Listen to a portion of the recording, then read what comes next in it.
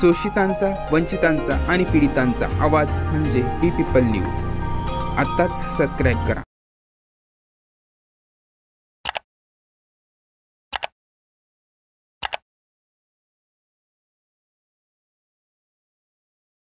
श्री चंद्रशेखर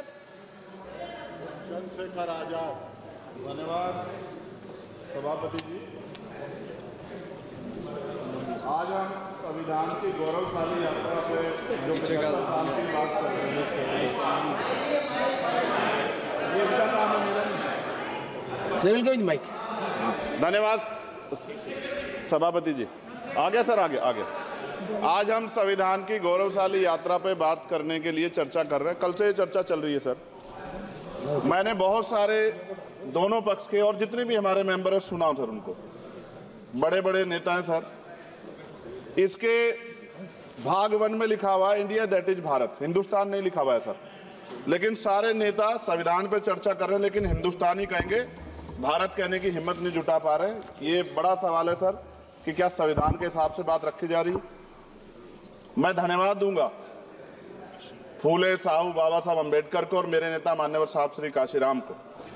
25 नवंबर 1949 को संविधान को सौंपते हुए डॉक्टर बाबा साहब अम्बेडकर ने कहा था कि 26 जनवरी 1950 को हम विरोधाभास भरे जीवन में प्रवेश करने जा रहे हैं. राजनीतिक जीवन में तो हमारे पास समानता होगी लेकिन सामाजिक और आर्थिक जीवन में असमानता होगी. क्या ये चुनौती आज 73 साल बाद दूर हुई है? भारत ने 26 जनवरी 1950 को संविधान लागू होने के साथ खुद को एक संप्रभु लोकतांत्रिक और गणतांत्रिक राज्य होने का ऐलान किया. लेकिन सर उस समय संविधान की स्थिति ये थी कि जैसे गांव का कोई आदमी, मैं 50 की बात कर रहा हूं, वो 50 साल पहले शहर में आ जाता और बड़े लोगों की महफिल में चला जाता, उस जहां वो खाना खा रहे हो, और वो टेबल पे नैपकिन को खा के जो है ये कहता कि ये तो फीका, क्योंकि वो जानता ही नहीं था, वो समझता नहीं था संविधान को. संविधान है क्या? संविधान उसके लिए महज दस्तावेज था. ये जिम्मेदारी थी राजनीतिक दलों पे कि वो संविधान को व्यवहार में लेके आते. और इसके इतने सारे आर्टिकल हैं, अगर इनको व्यवहार में लाया जाता तो मुझे लगता कि आज देश बहुत बदल गया होता. बाबा साहब ने कहा था कि लोकतंत्र भारतीय भूमि का केवल ऊपरी पोशाक है. उनके अनुसार यहाँ की संस्कृति अनिवार्य तौर पर लोकतांत्रिक है. भारत जैसे गरीब और गैर बराबरी वाले देश में संविधान के जरिए छुआछूत खत्म करना, वंचितों के लिए सकारात्मक उपाय करना, सभी वयस्कों के लिए मतदान का अधिकार देना और सबके लिए सम्मान अधिकार तय करना, ये बहुत बड़ी उपलब्धि थी. सर ये संविधान है कि आप वहां बैठे हैं और मैं यहाँ खड़ा होकर अपनी बात रख रहा हूं और इस देश में आदिवासी महिला के तौर पे जो है राष्ट्रपति बनी है और प्राइम मिनिस्टर तो नहीं बना, लेकिन शेड्यूल कास्ट के बड़े नेताओं को भी जो है राष्ट्रपति बनने का मौका मिला. इस संविधान की देन. अगर वोट हम पे नहीं होता तो शायद अमीर और जो राजा महाराजा खुद को मानते हैं हमारी गलियों तक नहीं आ पाते, हमारे हाल नहीं जान पाते.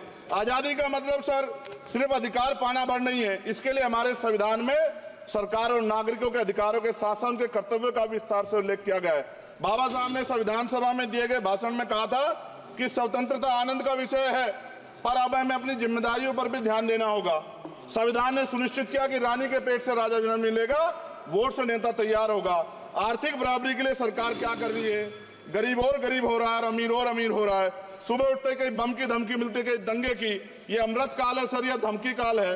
कितना बढ़ रहा है आर्टिकल 15 सर. भारत में आज भी घोड़ी चढ़ने बैठने होती है. सर क्या दलितों को यहाँ भी बोलने का नहीं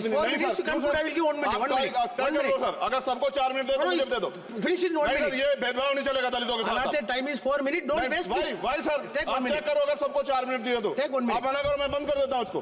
क्या दलितों को सबसे आखिरी में नंबर मिलेगा और बोलने का मौका मिलेगा? क्या मजाक कर रहे हैं सर आप? नो ये all independent people are having only 4 minutes. You take. Sir independent में अपनी पार्टी का मेंबर हूँ सर और जीत के आया हूँ सर, किसी की दया में नहीं आया. Take 1 minute and finish. Sir कल भी बोले तो एक दलीय पार्टी के लोग, आप मौका दो सर. मूछे रखने पर हत्या होती है, महिलाओं पे, छोटे मासूम बच्चों पर रेप हिंसा होती है. एनसीआरबी का डाटा देकर डर लगेगा. यही 1 किलोमीटर में संविधान को जला गया. और महाराष्ट्र के परभनी में अभी भी संविधान को नष्ट किया गया, उसकी कॉपी को. आर्टिकल 25-26 में संविधान में सभी को धार्मिक आजादी. कहाँ है दलितों की, मुसलमानों की, जैनों की, बौद्धों की, ईसाइयों की? छत्तीसगढ़ में सतनामी समाज को संविधान की अपनी धार्मिक आजादी के आधार पर जो है उनको अपमानित करके जेल में बंद कर दिया. संभल, अजमेर, अयोध्या सब इसका उदाहरण है. आज ये सरकार आलोचना डरती है. कितने लोग जेल में बंद है? मिरान हैदर, खालिद सैफी, उमर खालिद खान, सिफा खान, गुलफ्शा फातिमा और आजम खान साहब राजनीतिक विरोध में बंद है। सरकार यहाँ बैठी है, सरकार सामाजिक न्याय की बात करती है। बताए कितने दलित मुख्यमंत्री बना रखे हैं आपने? 13 ज्यादा सरकार स्टेट में सरकार है। कितनी महिला मुख्यमंत्री है? आपकी सरकार ने सुप्रीम कोर्ट के आदेश के बाद रिजर्वेशन प्रमोशन में जारी नहीं किया, और ओबीसी को पॉलिटिकल रिजर्वेशन आप देंगे नहीं देंगे, आप बताने का काम करें। मैं 75 साल की गौरव यात्रा में हम एक सभ्य समाज नहीं बना पाए, इसलिए जाति आधार पर SC ST OBC के बच्चों को प्राइमरी स्कूल से लेकर उच्च संस्थानों में भेदभाव किया जाता है। सरकार निरंकुश हो गई, कोई बुलडोजर से कार्रवाई करता है। कल मंत्री जी ने कहा हमने राष्ट्रीय पिछड़ा वर्ग आयोग बनाया, 69 शिक्षक भर्ती में उसकी सिफारिशों को नहीं माना। EWS के जरिए आपने संविधान पे आरक्षण के प्रावधान पे हमला किया। 1 मिनट में खत्म कर रहा हूं sir.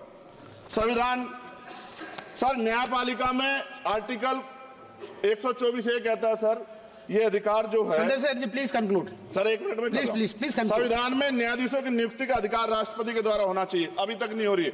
All India judicial service commission कब बनेगा? क्या चंद परिवार ही सर जज बन सकते हैं?